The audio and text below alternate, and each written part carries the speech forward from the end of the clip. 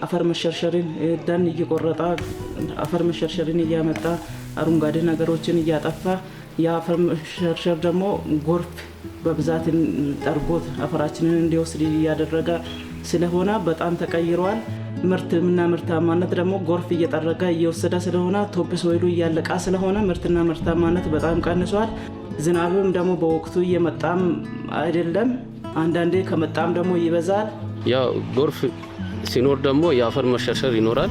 የአፈር መሸርሸር ሲኖር ደግሞ ምርታማነት ይቀንሳል።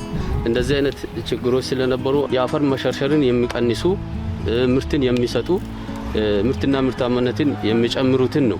እኔ እርከን ሰርቻለሁ። እርከኑን ሰርቼ ሰስባንያ አክሪ አተር ሳር ከላዩ እንደ አይበላሽ እንደ ኃይል እንዲያገኝ ሰርቻለሁ።